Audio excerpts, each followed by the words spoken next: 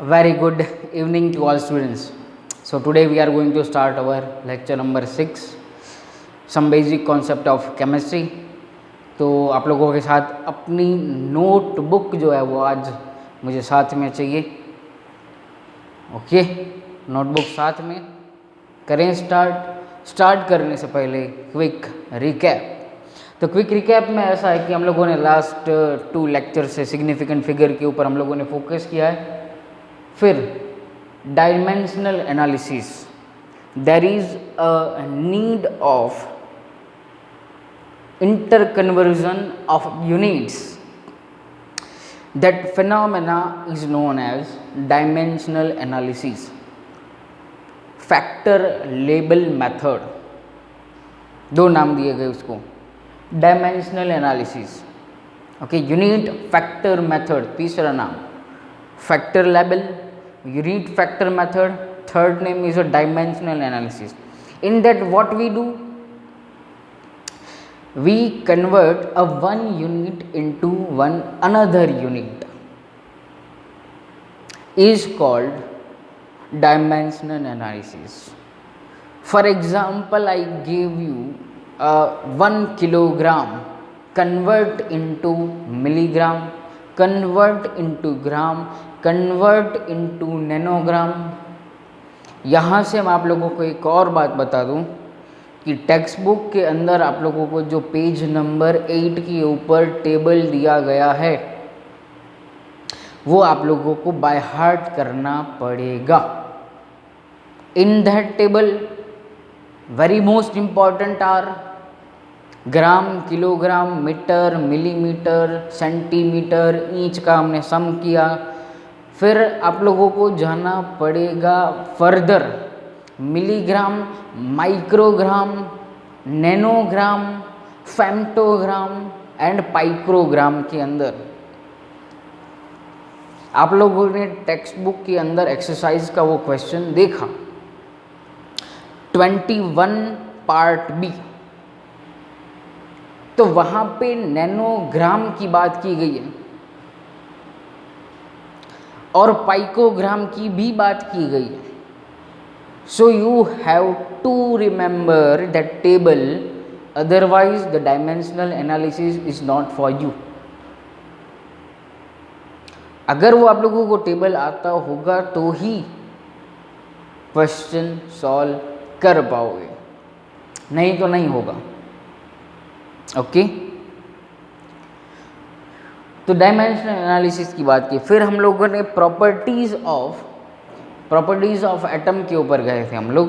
There are mainly 2 parts. First is a nucleus part, main part. In that protons and neutrons are present and in the extra nuclear part there is electron present. और फिर हम लोगों ने क्या किया था, we denote the symbol of an element. This topic will further studied in detail in chapter number 2, structure of atom.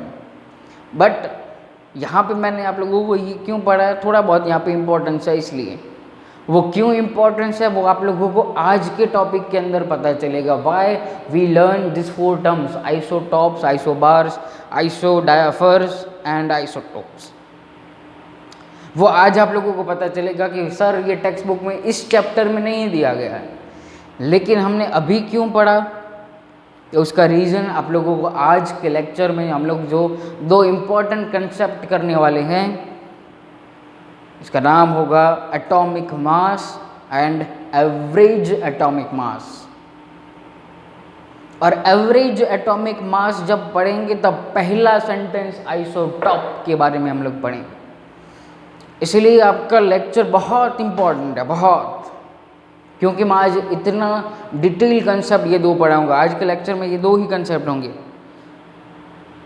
एक atomic mass and second is average atomic मास. फिर प्रॉपर्टी हमने पढ़ी, फिर हम लोगों ने ये पढ़ा था आइसोटॉप्स.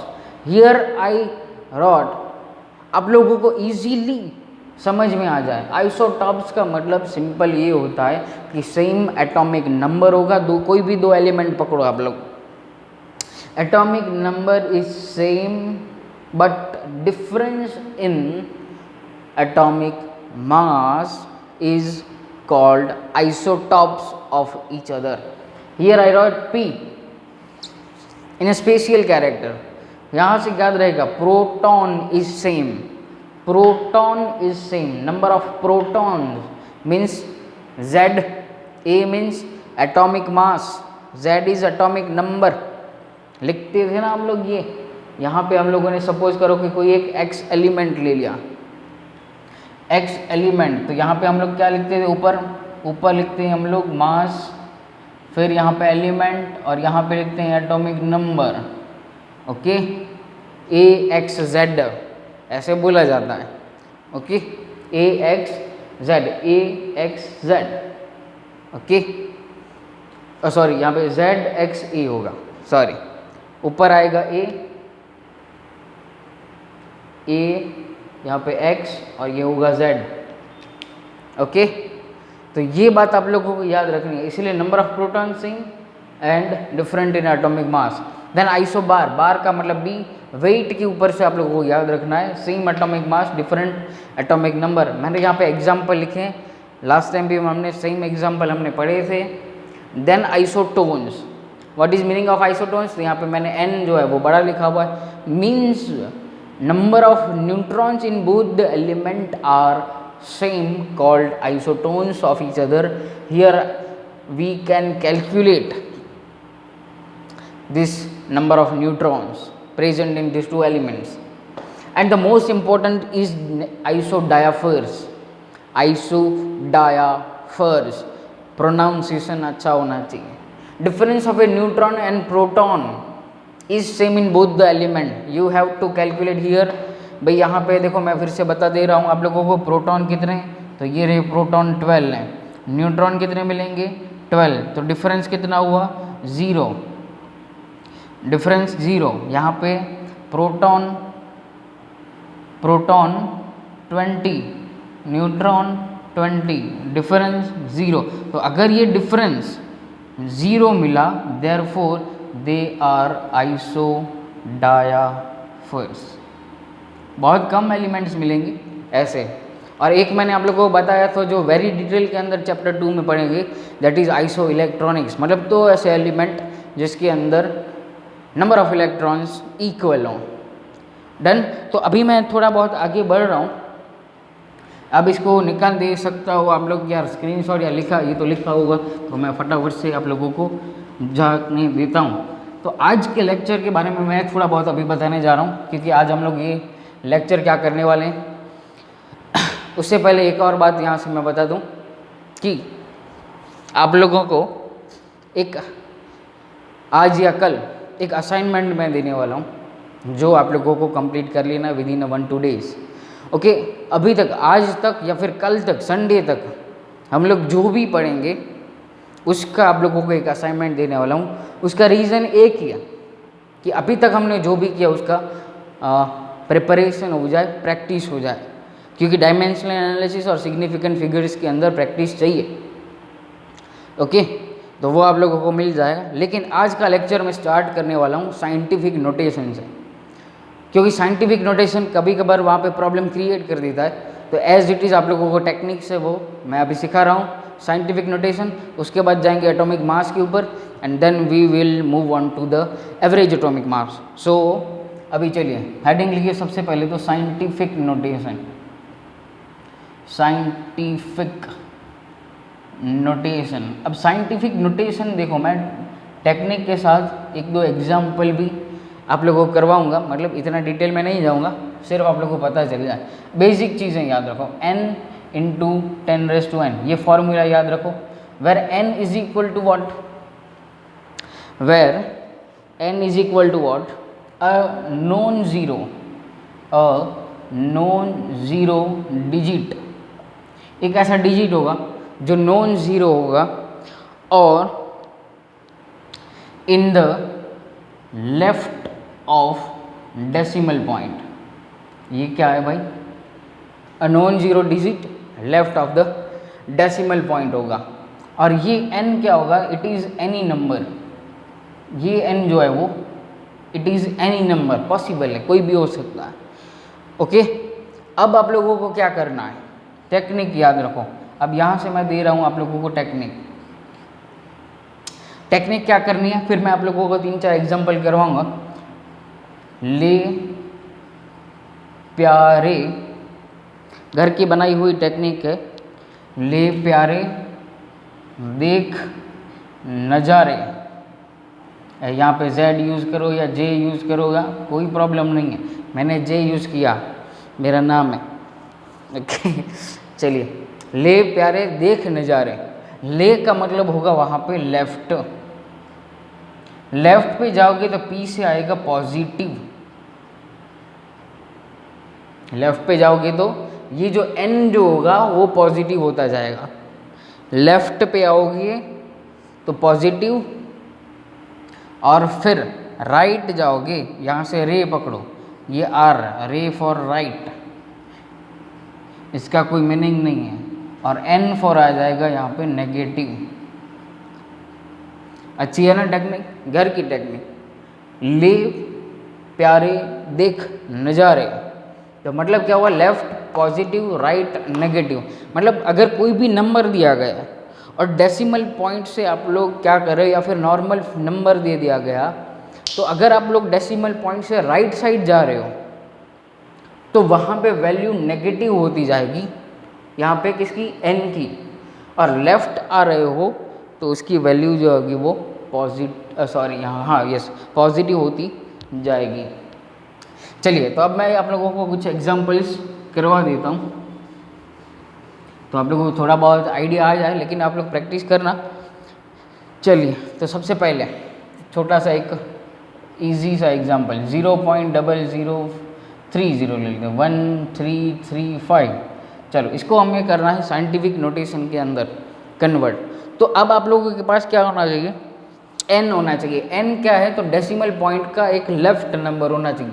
मतलब आप लोग क्या करो, इस पॉइंट को खिसकाओ, यहाँ पे लेके आना पड़ेगा, पॉइंट के एक साइड लेफ्ट हैंड आप लोगों को एक होना चाहिए नॉन जीरो डिजिट। तो यहाँ से लेके आओ 1 2 3 4 एंड 5। कितने पॉइंट गए हम लोग, 5 पॉइंट राइट साइड में हम लोग गए। मतलब यहाँ पे अब मैं लिख रहा हूँ 1.33 एंड 5, ये तो एज इट इज़ रहेगा। मतलब 10 क्या हो गया, माइनस यहाँ पे 5, 10 क्या हो गया 5। राइट साइड गए मतलब क्या हो गया 5, नेगेटिव। कितने स्टेप्स आप लोग लेफ्ट राइट साइड आए, 5 steps, then you have to write -5 sign. Okay, एक और एग्जांपल लेते हैं 863.52।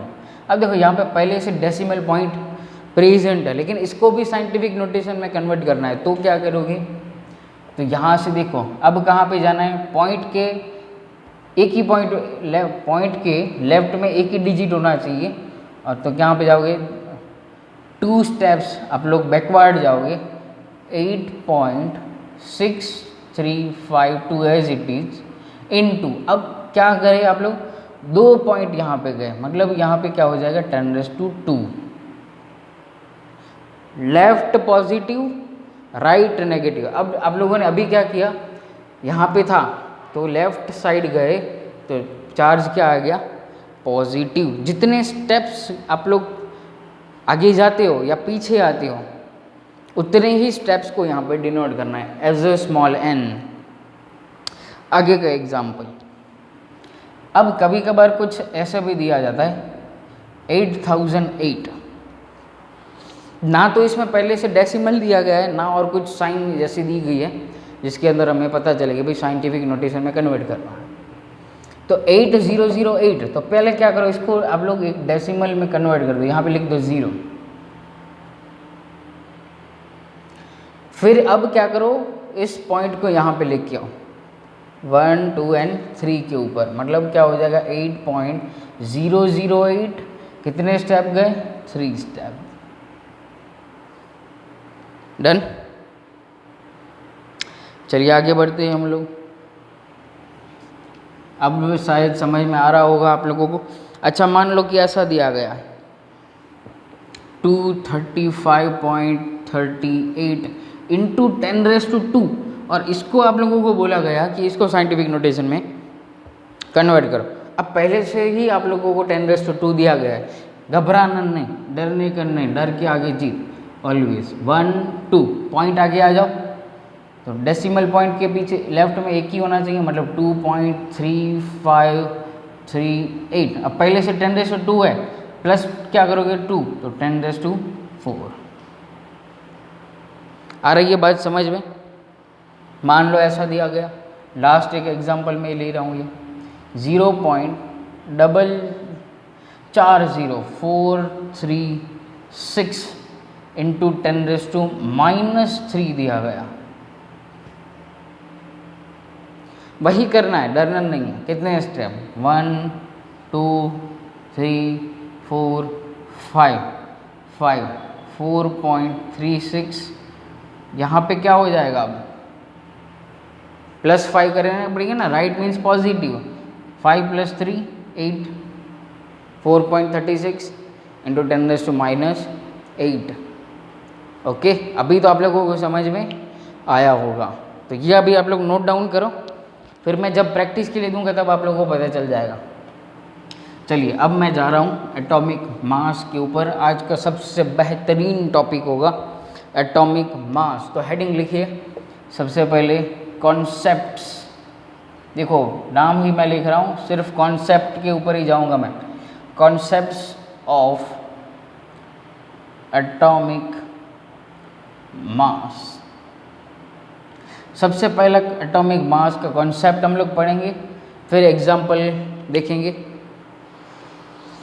चलिए, तो एटॉमिक मास। अब सबसे पहली बात यहाँ पे ये आई कि मैं अब आप लोगों को थोड़ा बहुत 10th स्टैंडर्ड के अंदर चैप्टर नंबर 5 में लेके जा रहा हूँ। वैसे जनरली देखा जाए तो आप लोगों को पता है कि एटॉमिक मास क्या होता है और क्यों और कितना वेटेज हम लोग लेते हैं उसके अंदर। फॉर एग्जांपल दूँ आप लोगों को कि ऑक्सीजन, तो उसका एटॉमिक मास आपको पता है 16 ग्राम। ओके, ये आप लोगों को पता है, लेकिन यहाँ पे समझने वाली बात ये है कि ये आया कैसे। तो एटॉमिक मास जो है, अब यहाँ से आप लोग एकदम कंसंट्रेशन के साथ आप लोगों को समझना है, क्योंकि इम्पॉर्टेंट टॉपिक है। I explain only the concept. Text book में जो दिया गया है अच्छा है, पढ़ना है आप लोगों को एक बार, लेकिन कंसेप्ट आप लोगों को यहाँ से समझ में आ जाएगा। ओके, अब फॉर एग्जांपल कि आप लोगों को चैप्टर नंबर 5 के अंदर 10th की बात कर रहा हूँ, तो वहाँ पे आप लोगों ने पीरियोडिक टेबल पढ़ा। 118 एलिमेंट आप लोगों को पता है, उसके बारे में इंफॉर्मेशन भी है, और उसके एटॉमिक मास भी आप लोगों को पता है। लेकिन मैं यहाँ से ये आज बात करने वाला हूँ कि कैसे ये मास डिटरमाइन किया गया, कैसे कैलकुलेट किया गया। टेक्स्ट बुक में फुल मेथड नहीं है, लेकिन मैं पूरी मेथड आप लोगों को एक्सप्लेन करूँगा, कोई भी नहीं समझाएगा ऐसा। इसलिए आप लोगों को क्या करना है, एकदम फोकस्ड रहना है यहाँ से। फॉर एग्ज़ाम्पल, अब हमारा जो वेट है किलोग्राम यूनिट के अंदर मेज़र करते हैं, किलोग्राम यूनिट के अंदर।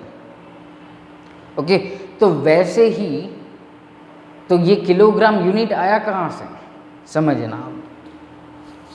किलोग्राम यूनिट आया कहाँ से, मतलब एक ऐसा यूनिट तो है ही, लेकिन हम लोग क्या करते हैं, आप लोगों की एक टेक्स्ट बुक में ऐसे छोटा सा दिया गया है, शायद कहीं पे एग्जैक्ट मुझे पता नहीं है दिया गया है कि नहीं है, कि लंदन लाइब्रेरी ने एक बार ऐसा प्रूव किया है।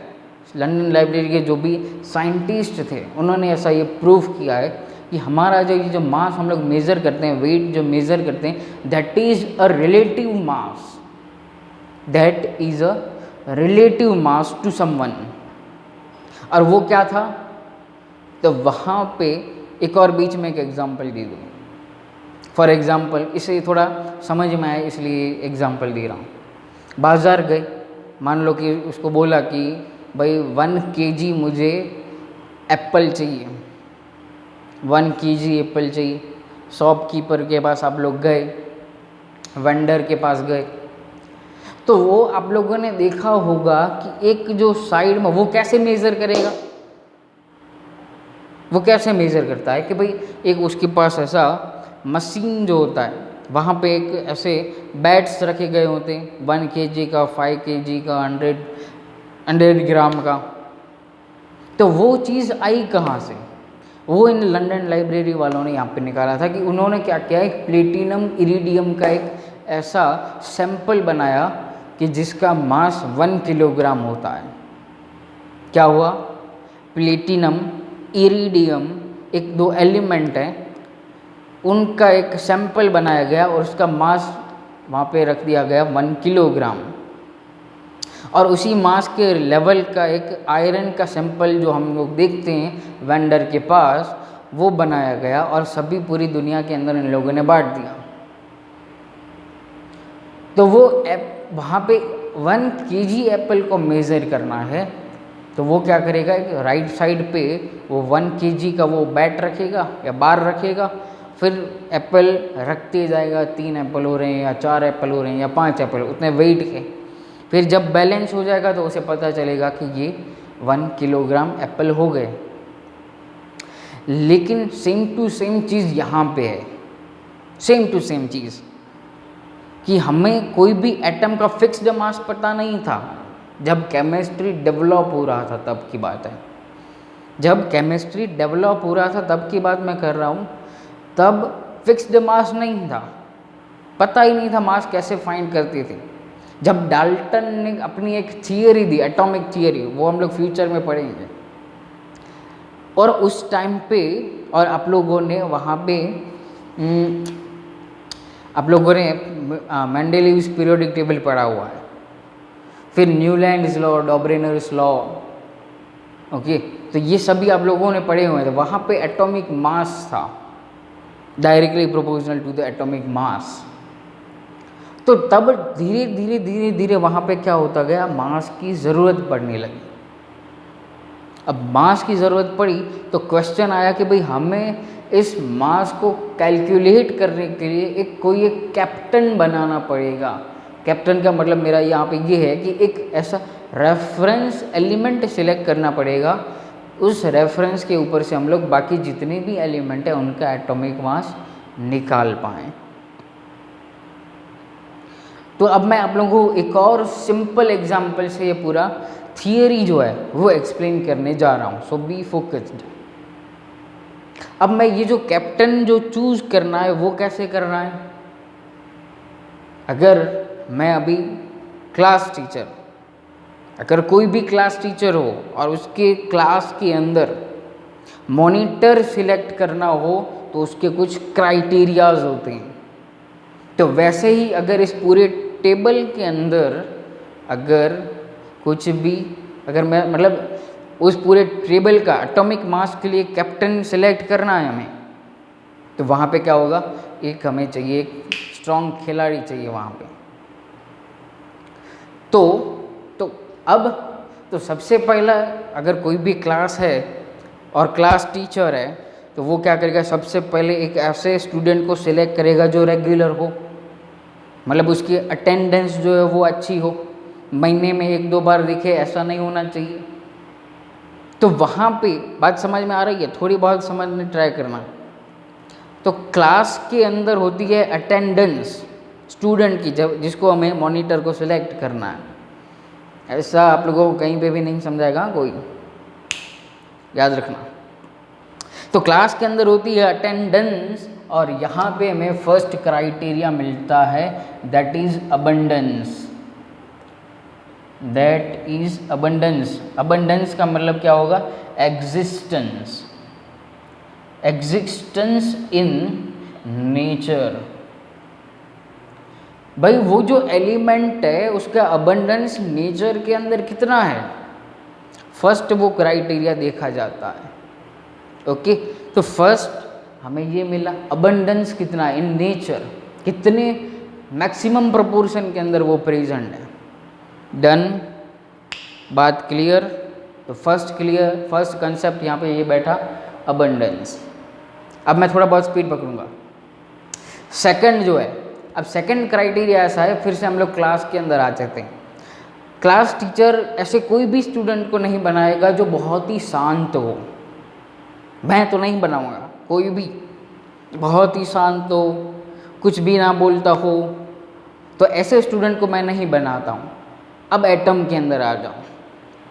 एटम ऐसा मैं सिलेक्ट करूँगा, एटम ऐसा होना जो लीस्ट रिएक्टिव ना हो। लीस्ट रिएक्टिव अगर उसकी प्रॉपर्टी है लीस्ट रिएक्टिव, तीसरी बार बोल रहा हूँ, लीस्ट रिएक्टिव प्रॉपर्टी नहीं होनी चाहिए। सेकंड इज लीस्ट रिएक्टिव, वो भाई नहीं होना चाहिए भाई, नहीं तो क्या करेगा, क्लास कंट्रोल नहीं होगा उससे। लीस्ट रिएक्टिव नहीं होना चाहिए।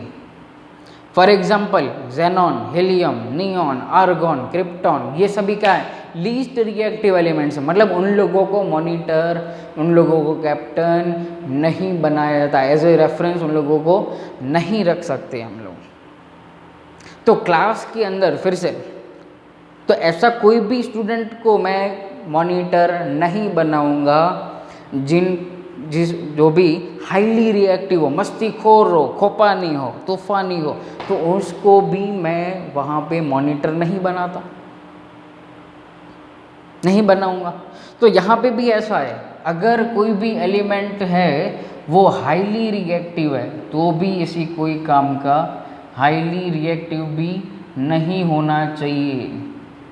क्या हो गया यहाँ पे, हाईली रिएक्टिव भी नहीं होना चाहिए। 3 क्राइटेरिया मिले। एक, अबंडेंस अच्छा होना चाहिए, लीस्ट रिएक्टिव भी नहीं, मतलब किसी के साथ रिएक्शन ही ना करे ऐसा भी नहीं होना चाहिए। फिर हाईली रिएक्टिव हो, लाइक लिथियम, सोडियम, पोटेशियम। यहाँ पे मैं लिख सकता हूँ, देखो जेनॉन, हीलियम, नियॉन एटसेट्रा। यहाँ पे लिथियम, सोडियम, पोटेशियम, कैल्शियम, ये सभी हाईली रिएक्टिव एलिमेंट्स हैं। तो मैं इन लोगों को भी वहाँ पे एज ए कैप्टन सिलेक्ट नहीं कर सकता। ओके, अब क्लास के अंदर फिर से आ जाते हैं। मैं ऐसे कोई भी स्टूडेंट को मॉनिटर नहीं बना सकता जिसके एक ही क्लास में 2-3 भाई बंद हो, फ्रेंड्स हो, बहुत ही सारे भाई बहन हो, तो ऐसा नहीं, तो वो क्या करेगा, पार्शलिटी पे उतर आएगा। अच्छे फ्रेंड्स होंगे उसको तो उनको भाई टोकेगा नहीं, पूछेगा नहीं भाई तो ये क्यों कर रहा है। इसलिए यहाँ पे भी एक ऐसा एटम चाहिए जिनके आइसोटॉप्स, आगे आइसोटॉप्स, जिनके आइसोटॉप्स लीस्ट हो, वैसा मुझे एटम चाहिए। तो वहाँ पे 4th क्राइटेरिया इज आइसोटॉप्स जो है वो लीस्ट नंबर में होने चाहिए। ओके, लीस्ट नंबर में, बहुत ही कम आइसोटॉप्स उसके होने चाहिए। तो ये 4 क्राइटेरियाज के ऊपर हमें फोकस करना पड़ा। फर्स्ट, अटेंडेंस उसकी ज़्यादा होना चाहिए, मतलब अबंडेंस इन द नेचर उसका ज़्यादा होना चाहिए। देन लीस्ट रिएक्टिव, बहुत शांत नहीं होना चाहिए, रिएक्शन करते होना चाहिए, अपने हिसाब से रिएक्शन होने चाहिए। तो लीस्ट रिएक्टिव नहीं होना चाहिए, हाईली रिएक्टिव भी नहीं होना चाहिए, लिथियम, सोडियम, पोटेशियम जैसा नहीं होना चाहिए, फटाफट पानी को देखो तो झपट मार ले, नहीं होना चाहिए। और आइसोटॉप्स जो है, मतलब उसका जो रिलेशनशिप्स है वो बहुत ही लीस्ट हो, आइसोटॉप्स जो है वो बहुत ही कम हो। और इसीलिए हमें 1961 के अंदर ऐसा एक कैप्टन मिल गया जिसे नाम दिया गया कार्बन 12, जिसे नाम दिया गया कार्बन 12। जब ये बात चल रही थी तब इसके आइसोटॉप्स नहीं मिले थे, आइसोटॉप्स के बारे में इंफॉर्मेशन नहीं थी हमारे पास, इंफॉर्मेशन नहीं थी आइसोटॉप्स की। अभी है आइसोटॉप्स, 3 आइसोटॉप्स होते हैं कार्बन के। First is a C12, second C13 and third is a C14। यहाँ पे 6, 6 एंड 6। लेकिन जैसे कि मैंने यहाँ पे अबंडेंस की बात की है, तो अबंडेंस यहाँ पे देख लेते हैं। C12 इज़ 99% में मिलता है और C13 जो है वो 1% में मिलता है और C14 नियरली ज़ीरो मिलता है, क्योंकि आप लोग टेक्स्ट बुक में देखो तो 10⁻10 में दिया गया है, तो उसका कोई मतलब नहीं है लिखने का भी, तो नियरली ज़ीरो है। तो 99 C12 एंड C13 जो है वो 1% में मिलता है, इसीलिए इसको बादशाह बोला गया, इसीलिए इसको बोला गया कैप्टन। भाई आज से तू हो गया कैप्टन, रेफरेंस हो गया किसके लिए, तो भाई एटॉमिक मास को कैलकुलेट करने के लिए भाई तू बन गया रेफरेंस। तो फिर इन लोगों ने साइंटिस्टों ने, साइंटिस्ट का तो हमें पता है कि भाई कुछ ना कुछ नया जुगाड़ करते ही रहते हैं, तो एक और नया जुगाड़ आया। उन लोगों ने ऐसा बोला कि mass of any atom can be calculated in AMU unit. अब आप लोगों को ये टेक्स्ट बुक में ये सेंटेंस मिलेगा, mass of any atom calculated in AMU unit. AMU का मतलब क्या हुआ, यहाँ पे मैं लिख रहा हूँ एटॉमिक मास यूनिट, और इसको एक और नाम दे दिया। अब तो इसका सिंबल क्या कर दिया है, U कर दिया है, सिर्फ U लिखते हैं हम लोग AMU में से। ओके, अब स्टोरी आगे जाती है, देखना बहुत इंपॉर्टेंट, मज़ा आएगा स्टोरी के अंदर। लेकिन अब देखो, जैसे मैंने आप लोगों को हमारा वेट का एग्जाम्पल लिया, वेट का एग्जाम्पल ले रहे हैं तो हम लोग वो मेज़र करते हैं किलोग्राम के अंदर, ग्राम के अंदर और मिलीग्राम्स के अंदर। लेकिन भाई AMU का मतलब क्या, भाई AMU का मतलब क्या, उसका कोई वेट है, कितना ग्राम होगा, कितना ग्राम है AMU के अंदर, वो कैसे पता चलेगा। तो अब वहाँ से वो स्टोरी स्टार्ट होती है। अब यहाँ से मैं जो पढ़ाऊँगा वो आप लोगों की टेक्स्ट बुक में नहीं है, सो एकदम ध्यान से समझना है। हाउ मच ग्राम, मैं अब ये क्वेश्चन लिख रहा हूँ, how much gram in AMU, ये हमारा क्वेश्चन है अभी। भाई AMU के अंदर भाई कितने ग्राम होते हैं ये हमें पता नहीं है। तो वहाँ पे साइंटिस्टों ने एक और रेफरेंस ले लिया, मतलब अज्यूम कर लिया उन्होंने, assume that the mass of C12 atom is equal to 12 gram per mole. अब ये बात आप लोगों को पता है, 12th के अंदर आप लोग सीख के आए हो, वही बात उन लोगों ने अज्यूम कर ली, 12 gram per mole. Mass of the carbon 12 atom is 12 gram per mole. अब इसको वर्डिंग्स के अंदर कन्वर्ट कर, मतलब क्या हुआ, मैं यहाँ पे लिख रहा हूँ, mass of 1 mole C12 atom is equal to 12 gram. आया समझ में ये, पर मोल की बात है ना, एक मोल कार्बन 12 का मास कितना हुआ, 12 ग्राम। ये कितना हुआ, mass of 1 mole C12 atom is equal to 12 gram. यहाँ तक क्लियर है स्टोरी।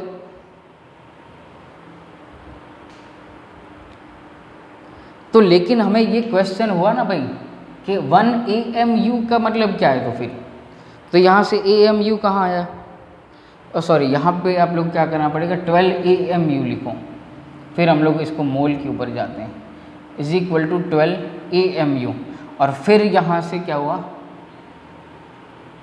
अज्यूम किया गया, तो और फिर यहाँ से 12 ग्राम पर मोल होगा। ओके, तो 1 mole carbon 12 atom is equal to 12 gram, 12 AMU हुआ। तो भाई 1 AMU का मतलब क्या हुआ, 1 AMU is equal to 12 upon 1 mole.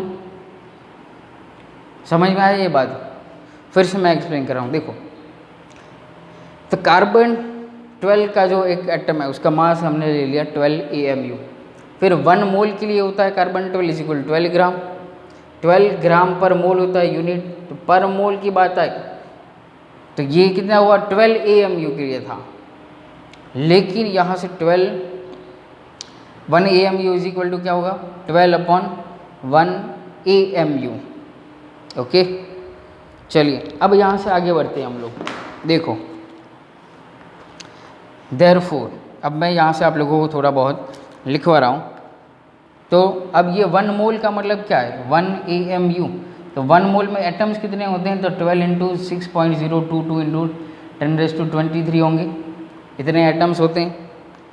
Okay, अब देखो यहाँ से 1 AMU, अब 1 AMU का मास हमें कितना मिला 1 AMU इज इक्वल टू हमें मिलता है mass of carbon 12 atom divided bye मिलता है हमें, डिवाइडेड बाय मिलता है 12 1 AMU, तो यहाँ से एक और मल्टीप्लाई बाय 12 कर दो, तो 12 यहाँ से कट 1/6.022 इंटू 10⁻23, और यहाँ से आप लोगों को जो टेक्स्ट बुक में दिया गया है कि 1.67 या फिर 66 इंटू 24 ये हुआ ग्राम, तो मतलब 1 AMU का मास कितना मिला 1.66 लिखो या 1.67 इंटू 10⁻24 ग्राम।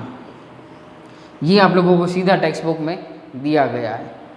ओके, सिंपल, फिर से मैं एक्सप्लेन कर रहा हूँ। यहाँ पे वेट किलोग्राम ग्राम में मेज़र करते हैं, तो कब हमें पता नहीं चला कि भाई 1 AMU इज इक्वल टू कितना ग्राम। फिर हम लोगों ने क्या किया है यहाँ पे, mass of C12 atom is 12 AMU, C12 is equal to 12 AMU। Therefore यहाँ से यहाँ पे जाओ 1 AMU is equal to what mass of C12 divided by 12। देखो यहाँ से मैं यहाँ पे गया हूँ, ये याद रखो। इसके बाद mass of C12 atom is equal to 12 AMU, therefore 1 AMU is equal to what, तो mass of C12 atom divided by ये 12 यहाँ पे आ गया नीचे। ओके, अब यहाँ से ये फॉर्मूला मिला हमें मास ऑफ C12 एटम। फिर हम लोगों ने क्या किया कि मास ऑफ ये जो है mass of 1 mole is equal to कितना होता है भाई, ये रहा 1 मोल के लिए कितना होता है C12, तो 12 ग्राम होता है, 12 ग्राम पर मोल।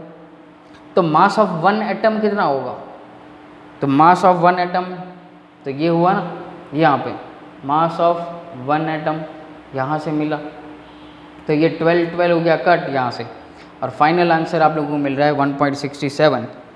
तो मतलब क्या हुआ कि एक रेफरेंस, स्क्रीनशॉट लेके फटाफट आगे बढ़ो, एक रेफरेंस यहाँ से मिलता है।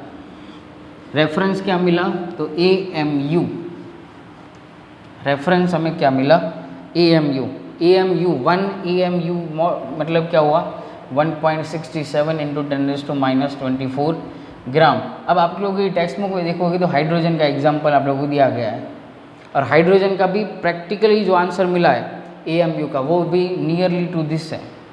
मतलब क्या हुआ कि अगर मान लो कि कोई भी एक फॉर्मूला आप लोगों को फाइंड करना है AMU कोई भी एलिमेंट के लिए, तो क्या करो वहाँ पे मास ऑफ दैट एटम,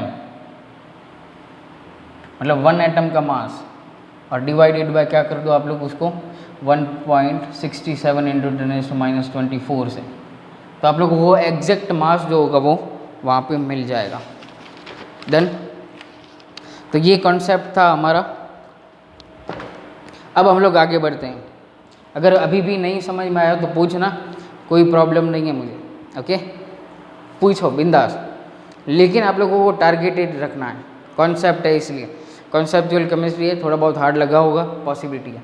अब मैं जा रहा हूँ आगे एवरेज एटॉमिक मास के ऊपर। आज का हम लोग लेंगे last topic, that is average atomic mass. Average atomic मास, अब एवरेज एटॉमिक मास जो है उसका मैंने आप लोगों को अभी अभी पहले बताया था कि सबसे पहला जो सेंटेंस है वो कहाँ से स्टार्ट होगा, आइसोटॉप से। तो अप्लाइड ये जो एवरेज एटॉमिक मास है, it is only and only applied on that elements having isotopes. भाई जिस एलिमेंट्स के आइसोटॉप्स होंगे उसी एलिमेंट के लिए हमें ये अप्लाई करना है। तो आइसोटॉप का मतलब क्या था, तो Z जो था वो इक्वल मिलेगा और A जो होगा वो डिफरेंट मिलेगा। A का मतलब mass number and Z is atomic number. चलिए तो सीधा मैं एग्जांपल आप लोगों को दे रहा हूँ। एग्जांपल तो C12 और C13 की हम लोगों ने बात की, C13 एंड C14। अब ये तो नियरली ज़ीरो है, ये कितने में 1% में और ये 99% में। तो कैसे फाइंड करेंगे एवरेज एटॉमिक मास, तो यहाँ पे कार्बन AAM एवरेज एटॉमिक मास AAM। तो क्या करना है, परसेंटेज जो है ऑलवेज नेचर के अंदर कितना अवेलेबल है वो आप लोगों को ऑलवेज दिया जाता है। मतलब ये हम लोग C12 लिखो 12 इंटू 99 प्लस करो 13 इंटू 1%, ये तो इसको ज़ीरो ही कंसिडर करो और डिवाइडेड बाय परसेंटेज है मतलब हो जाएगा 100। अब इसका जो आप लोग करोगे कैलकुलेशन तो आंसर आएगा आप लोगों को 12.01 ग्राम। ऐसे बहुत ही सिंपल है, मैथमेटिक्स ही है यहाँ पे। ओके तो ये रहा है, ये दो बातें याद रखनी, applied on that element having isotopes. और ये रहा एग्जाम्पल, क्या करो जिसके लिए जिस भी आइसोटॉप के लिए वो लिखो यहाँ पे कितने परसेंटेज में अवेलेबल है वो उसको मल्टीप्लाई करो प्लस 13, तो यहाँ पे ले लिया कितने परसेंटेज में 1% में, डिवाइडेड बाय कर दो 100 तो मिल जाएगा। चलिए तो इसकी डेफिनेशन लिख लेते हैं।